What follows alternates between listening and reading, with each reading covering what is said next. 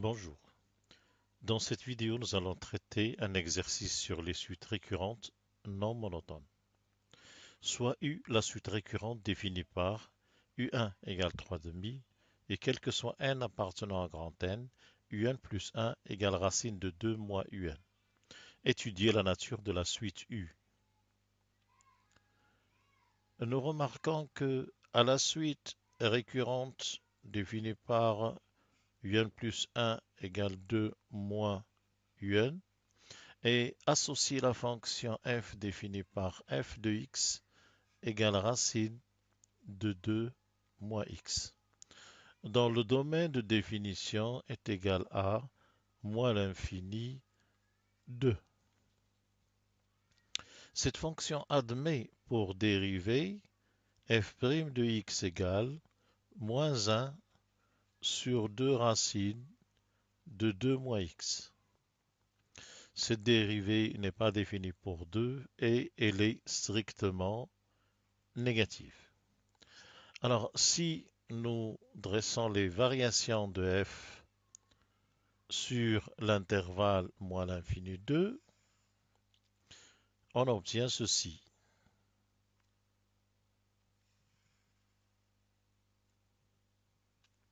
X varie de moins l'infini à 2.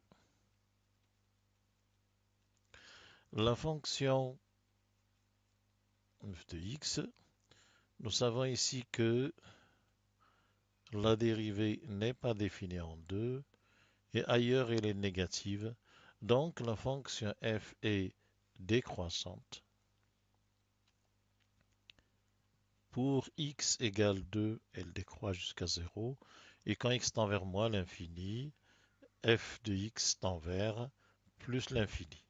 Notons que un plus 1, c'est une racine. Donc, d'ailleurs, u1 égale 3 demi. Un plus 1 est positif, donc les termes de la suite sont positifs. Nous allons nous limiter à l'intervalle 0, 2. Et nous voyons que l'image de 0 par f est racine de 2. Et ce tableau de variation montre que lorsque x évolue entre 0 et 2, f de x évolue entre 0 et racine de 2. En d'autres termes, f de 0,2 est égal à 0 racine de 2. Donc, nous avons U1 est égal à 3 demi, est en dehors de 0 racine de 2, mais U2, qui est égal à f de U1, appartient à l'intervalle 0 racine de 2.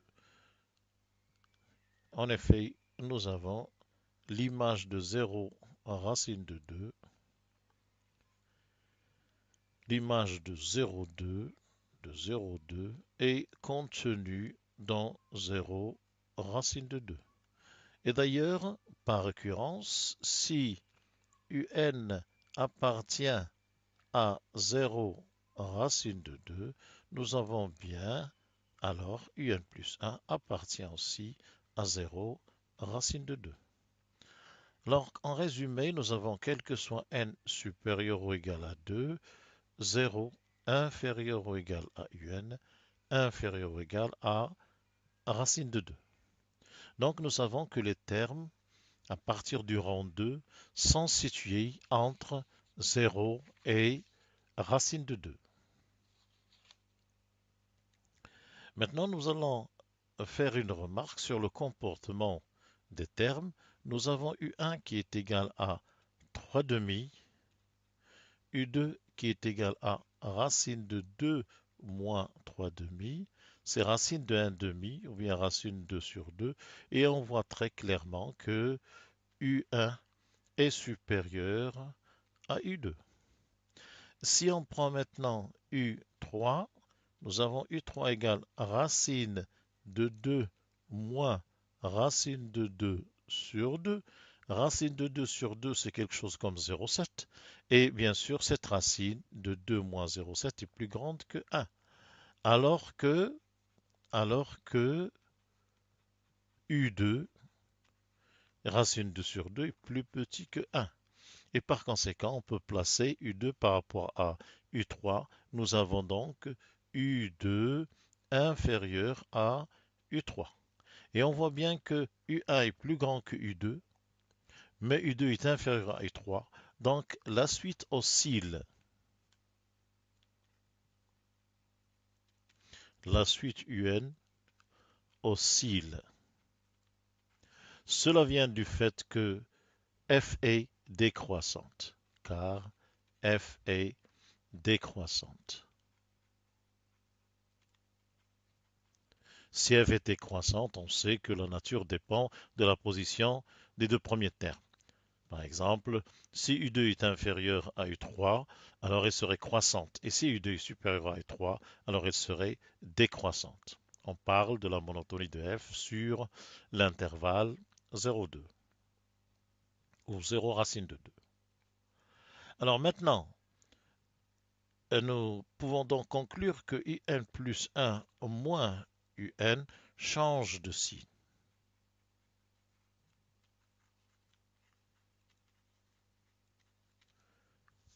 Alors, pour étudier la nature de cette suite, nous allons donc faire une supposition. Si UN converge vers L, alors puisque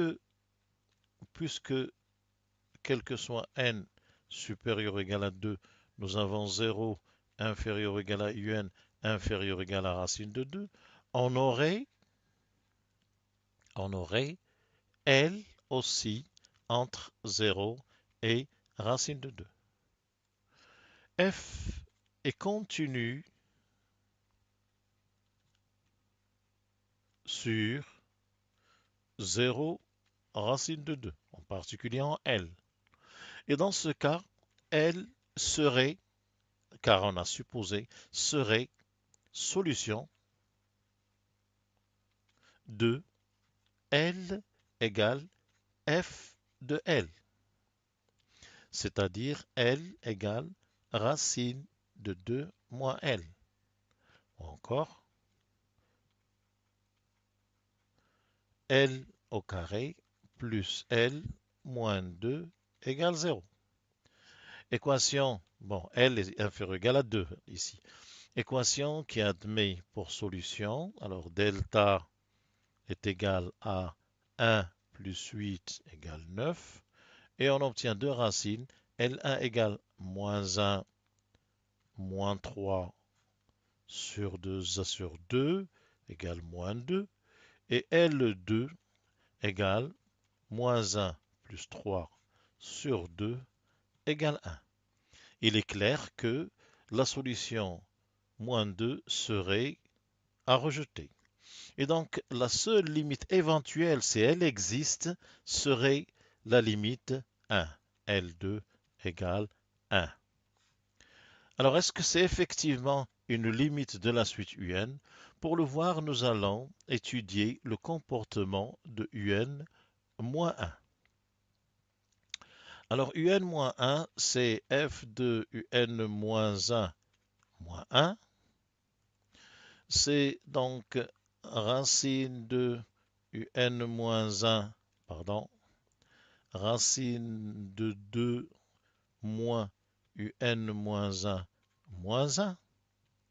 Avec l'expression conjuguée, cela devient 2 moins UN moins 1 sur racine de 2 moins UN moins 1 plus 1, ou encore égal 1 moins UN moins 1 sur racine de 2 moins UN moins 1 plus 1. Donc on voit que la valeur absolue de UN-1 est égale à le nombre 1 sur 1 plus racine de 2 moins UN-1 est positif, multiplié par la valeur absolue de UN-1 moins 1 ou de 1 moins un, c'est pareil. Alors, de la relation 0 inférieur ou égal à un quel que soit n, supérieur ou égal à 2, alors nous avons un moins 1 étant de 0 et racine de 2 pour n supérieur ou égal à 3. Donc, cela implique que 1 sur 1 plus racine de 2 moins un moins 1. Alors, un-1 est inférieur à racine de 2, moins un-1 est supérieur ou égal à moins racine de 2. Donc, la racine de 2 moins un-1 est supérieure à la racine de 2 moins racine de 2. La racine de 2 moins racine de 2. Plus 1, l'inégalité est conservée. Mais en prenant l'inverse, on obtient inférieur ou égal à 1 sur 1 plus racine de 2 moins racine de 2, qui est un nombre positif inférieur à 1. Nous en déduisons donc que un moins 1 est inférieur ou égal à k, ce nombre k, multiplié par un moins 1 moins 1. Ou encore un-1 en faisant une récurrence est inférieur ou égal à k puissance n moins 2 et on arrête à u2 moins 1.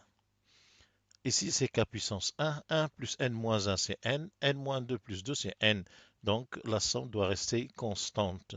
Or ce terme va tendre vers 0 lorsque n tend vers l'infini et on a bien la limite de un lorsque n tend vers plus l'infini est égal à 1. Je vous remercie.